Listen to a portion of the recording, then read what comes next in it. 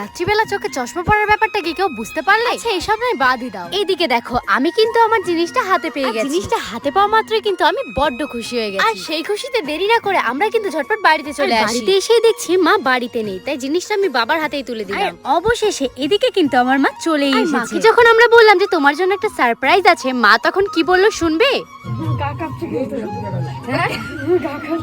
আসলে কিন্তু মা সত্যিই বুঝতে পারছিল না যে মায়ের জন্য কি সারপ্রাইজ এনেছি। তাই কিন্তু বেশি দেরি না করে জিনিসটাকে আমি আমার মায়ের হাতে তুলে দিলাম। আমার মা জিনিসটা পেয়ে যে কতটা খুশি হয়েছে সেটা কিন্তু তোমরা নিজেরাই দেখতে পাচ্ছ। তাই মাকে বললাম আর বেশি দেরি না করে জিনিসটা তুমি একবার খুলেই দেখো। তাই মাও বেশি দেরি না করে মেয়েদের কথা শুনে জিনিসটা খুলেই ফেললো। আর তোমরা একটু আমার মায়ের রিয়াকশনটা দেখো, কতটাই না খুশি হয়েছে আমার মা। হ্যাঁ, এবার অনেক লোকেই বলবে যে ছোট্ট একটা সোনা জিনিস পেয়ে এত নাচানাচি করার কি আছে। তো তাদের উদ্দেশ্যে বলবো, আমাদের মতো মধ্যবিত্ত ফ্যামিলিতে এই ছোট ছোট আনন্দগুলো মানেই কিন্তু আমাদের কাছে অনেক বড় ব্যাপার, যেটা হয়তো তোমাদের বড়লোকদের মধ্যে নেই। আরেকটা কথা বলতে তোমাদের তো ভুলেই গেছি, কিন্তু আমার উপর